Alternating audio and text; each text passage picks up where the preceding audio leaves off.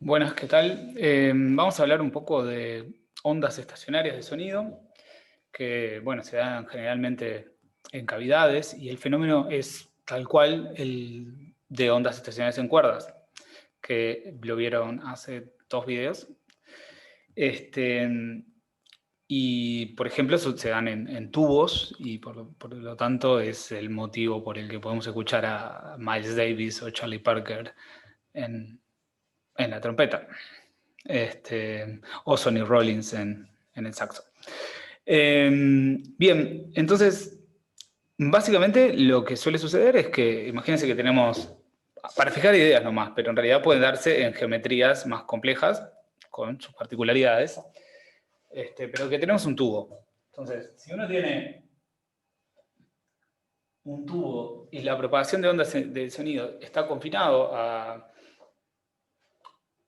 al tubo, lo que sucede es que puede pasar que los extremos estén abiertos o cerrados, pero vamos a tener ondas transmitidas y ondas reflejadas, y cuando se articulan una onda transmitida y una reflejada con la misma frecuencia, se puede generar una onda estacionaria, tal cual en la cuerda, así que no vamos a ahondar en las ecuaciones, porque ya lo vieron para ondas en cuerdas. Lo que sí vamos a ver son las posibilidades, que eso ya lo vimos en cuerdas, pero vamos a ver qué pasa en este caso. Si los extremos están libres, quiere decir que en este tubo está abierto y que entonces el sonido estaba confinado acá, pero una vez que llega acá se abre. Entonces, eso es equivalente a que tengamos, a lo que teníamos en la cuerda, los dos extremos libres. O sea, en vez de tener un extremo fijo y uno libre, tenemos libre y libre. Entonces, las ondas estacionarias que se generan ahí, que van a ser una suma, se van a poder escribir como una suma de una onda transmitida y una reflejada, tal cual, tal cual vieron en las ondas de cuerdas.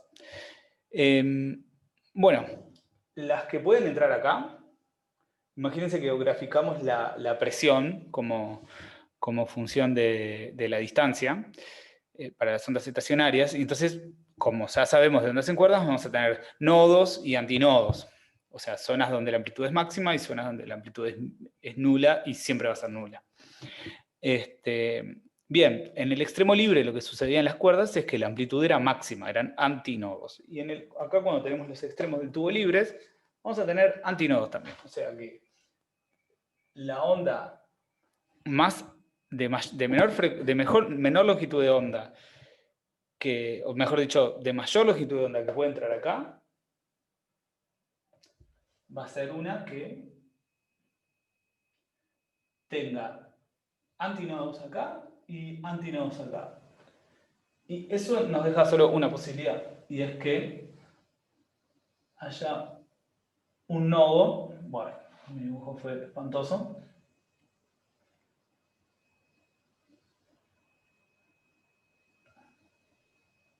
Capaz que esté mejor.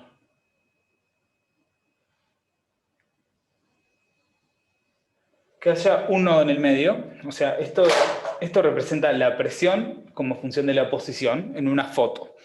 Y por lo tanto, la amplitud de la presión, mejor dicho. La amplitud acá va a ser máxima y acá se va a disminuir. Acá va a ser siempre cero y acá va a ser máximo. Entonces, tomamos en un punto cualquiera y la amplitud va a estar oscilando entre estos dos puntos. La presión va a estar oscilando entre estos valores. Tomamos acá, la presión va a estar oscilando entre estos valores, o sea, menos, va a estar oscilando en un menor rango que acá. Acá es donde es máximo y acá es donde es máximo porque es donde los tubos están abiertos. Y acá no va a estar oscilando entonces. Bien, ¿se acuerdan que, bueno, en las ondas en cuerdas habían llegado a una expresión en la que podían escribir la altura de la cuerda como función de la distancia, de la posición, como un producto de dos senos o de dos cosenos? De seno de kx por seno de omega t, a diferencia de la onda viajera. Bueno, acá pasa lo mismo, pero con la presión. ¿Tá? Pero bueno, lo importante es que si uno mira acá, si uno presta atención, supongamos que esto tiene largo L, el tubo. Lo que tenemos acá adentro, tal cual en la cuerda, pero en la cuerda no, creo que no habían visto dos extremos libres, pero acá lo que tenemos es media longitud de onda. Fíjense que la amplitud pasa de mínimo a máximo y tendría que bajar de vuelta. para tener una longitud de onda entera. Entonces, en realidad la longitud de onda más chica, llamémosle lambda 1, sería el doble del largo. ¿Sí? Eso es la mayor longitud de onda que es compatible con que los dos extremos sean libres. ¿Tá? Acuérdense que si tenemos sonido que se está propagando a una velocidad c, la longitud de onda por la frecuencia va a ser c. ¿Sí? Entonces, podemos sacar F1 como c sobre lambda, que es c, ¿no? Pasando dividiendo, que es c sobre 2L. ¿Bien? Ahora, si vamos a la siguiente, fíjense que tenemos que encontrar una longitud de onda un poco más chica, o sea, una frecuencia un poco más grande, pero que siga cumpliendo esto, que los extremos sean libres, o sea, que la amplitud de aquí sea máxima. Entonces, la parte de los extremos no la podemos cambiar, lo que podemos cambiar es lo que pasa en el medio. Entonces vamos a la siguiente, vamos a borrar esto.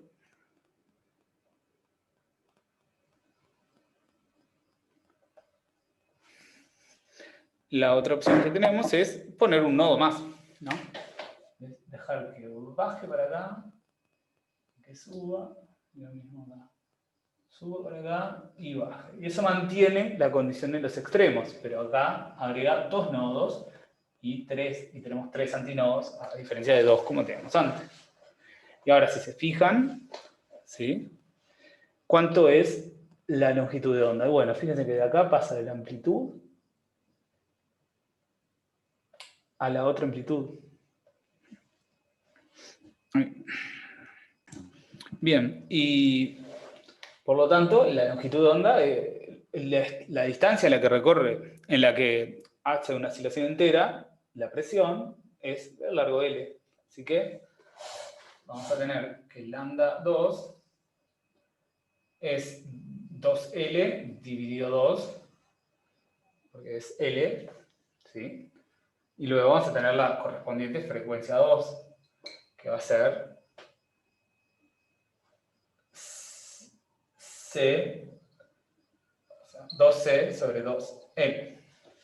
¿Sí? Ahora, si seguimos subiendo y seguimos agregando, vamos a tener, en definitiva, que lambda n, la longitud de onda enésima, del enésimo armónico, va a ser, entonces, 2L sobre n, y por lo tanto la frecuencia enésima va a ser n por c sobre 2L. ¿Se ve? Bien, entonces, así como en la cuerda, habíamos hablado de que cuando teníamos, por ejemplo, la cuerda de guitarra, podíamos elegir el largo de la cuerda, ¿sí? El largo de la cuerda para que la frecuencia dominante sea tal, dada la velocidad de propagación y tal, que estaba determinada por la tensión y la densidad lineal de masa. Bueno, en los instrumentos de viento también podemos determinar el largo para que la frecuencia fundamental sea una frecuencia deseada. Y luego sabemos que al excitar esa frecuencia fundamental, por ejemplo, al mover la cuerda, hablábamos que se movía la nota esa y sus armónicos. Y acá también, al tocar, al emitir con un tubo abierto, se excita todas las frecuencias que sean posibles, porque acá, entonces, las ondas que pueden estacionarias, que son compatibles con este sistema, son, como vemos, frecuencias que tienen longitudes de onda que son 2L sobre n, o sea, 1 sobre n por múltiplos de 2L. Y por lo tanto, entonces lo que tenemos es que generalmente va a haber una combinación de todas esas ondas, con todos los valores de n posible. Salvo que excitemos uno solo, y eso es un caso súper particular. y por lo tanto vamos a escuchar una nota dominante y todos sus armónicos. De la misma forma que lo que sucede en la cuerda, con distintos pesos, ¿no? Generalmente que tiene más peso es el armónico fundamental. En este caso sería el lambda 1 y por lo tanto la frecuencia 1. Bien. Ahora, si en vez de tener un tubo de extremos abiertos en los dos lados, tenemos un tubo de extremos abiertos y uno cerrado, ahí las frecuencias y las longitudes de onda que son compatibles con este sistema cambian un poquito. Vamos a ver un poco eso. Voy a borrar. Bueno, usé para borrar. Imaginen ahora que tenemos esta configuración. Le ponemos a nuestro tubito, le ponemos una tapa y por lo tanto estamos imponiendo una condición distinta. Decimos, el tubo tiene un extremo abierto, por un lado, y un extremo cerrado por el otro. Y estamos estudiando las posibles oscilaciones, ondas estacionarias sonoras en esta configuración. Ahora, en esta etapa, el tubo está cerrado y por lo tanto esto nos impone una condición distinta y es que, a diferencia de lo que teníamos antes, acá la amplitud va a ser cero. Estamos imponiendo que acá sea un nodo. Esto es como el extremo fijo de una cuerda. ¿Okay? Entonces ahora las frecuencias posibles y las longitudes de onda posibles vamos a ver que son un poco distintas. El largo sigue siendo L. Y ahora lo que tenemos es que un extremo está abierto, y por lo tanto acá siempre la amplitud va a ser máxima, y el otro cerrado. Acá siempre va a ser un nodo. Entonces, ¿cuál es la longitud de onda más grande que tenemos? Es compatible con este sistema, es que parte del nodo acá y llega al máximo acá. ¿Sí? Ahora, fíjense que esto apenas si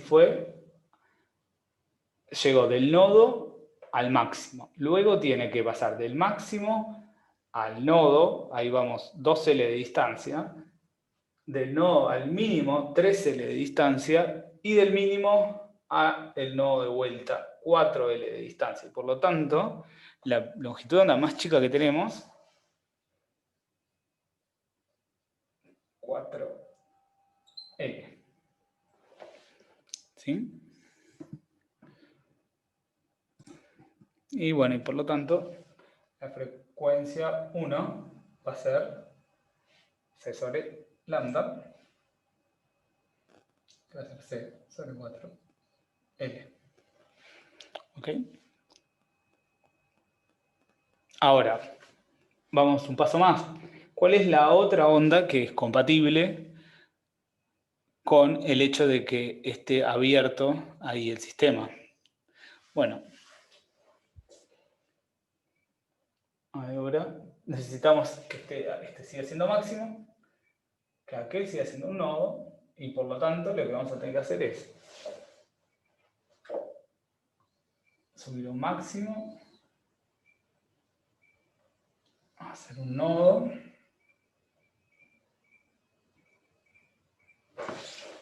a ver cómo lo podemos dibujar.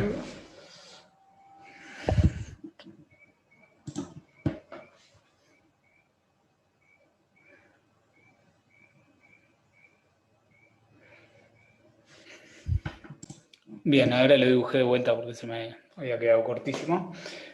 Pero fíjense que ahora lo que tenemos es que en una longitud L pasa del nodo, máxima amplitud nodo y máxima amplitud. Le falta algo para llegar al nodo de vuelta y tener una longitud de onda. Fíjense que lo que pasa, lo que falta es de acá a acá hay un cuarto de longitud de onda y esto se corresponde con un tercio del largo del tubo. De acá a acá hay un cuarto de longitud de onda, se corresponde con otro tercio del tubo. De acá a acá hay otro cuarto de longitud de onda, se corresponde con otro tercio del tubo, o sea que nos falta un tercio más del tubo. O sea, una longitud correspondiente a un tercio de la longitud del tubo para cerrarlo.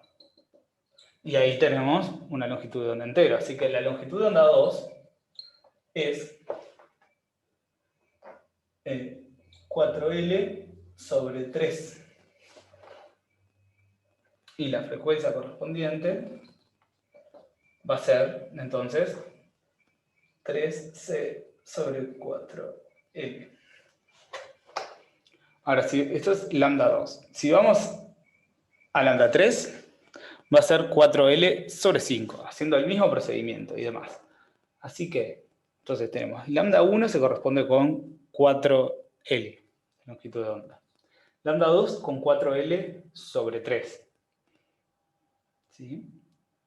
Entonces, vean que las frecuencias es 4L dividido, es siempre, las longitudes de onda son siempre 4L dividido los valores impares. Y si se fijan bien, o sea, lambda 3, a ver si se ve, sí, lambda 3 va a ser 4L sobre 5.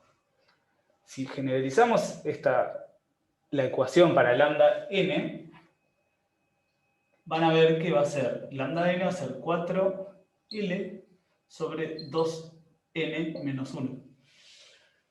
Porque, por ejemplo, para n igual 1, lambda 1 es 4L sobre 2 menos 1, que es 1, correcto. Para lambda 2 va a ser, lambda 2 va a ser 4L sobre 2 al cuadrado, que es 4, menos 1, 3, correcto. Para lambda 3 lo mismo, 4L dividido 2 por 3, que es 6, menos 1, 5, y así sucesivamente.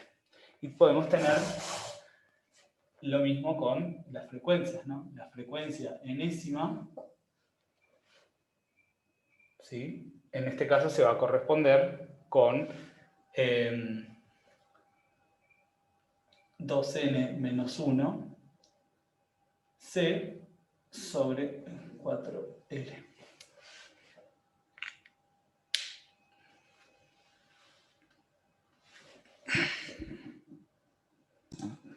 Recién me percato que acá les escribí 3L sobre 4L, que es 3C sobre 4L.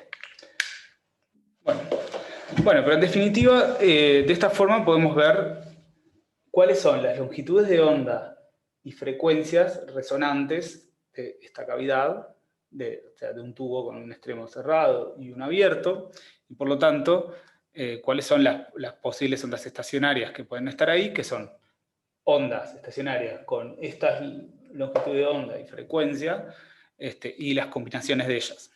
¿Sí? Bien, entonces este fenómeno es muy, muy parecido al fenómeno de ondas estacionarias en cuerdas. ¿Sí? Bien, ¿qué más tenemos? Bueno, entonces en resumen, acabamos de ver que si comparamos con las ondas estacionarias en una cuerda, si tenemos los dos extremos abiertos para un tubo, por ejemplo, no sé, el tubo de una trompeta,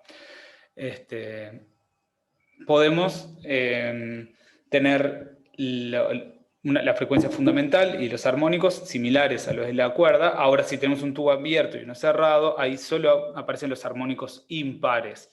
Vieron que aparece sobre 3, las frecuencias, perdón, aparecen 3 veces la frecuencia fundamental, 3 veces la frecuencia fundamental, 5 veces la frecuencia fundamental, y así sucesivamente. O sea, solo los impares. Entonces, no todos están permitidos en este caso, porque no todos son compatibles con estas condiciones en los extremos. Bien, bueno, en el próximo video vamos a ver intensidad sonora y vamos a hablar un poquito de intensidad, de escalas de decibeles y demás.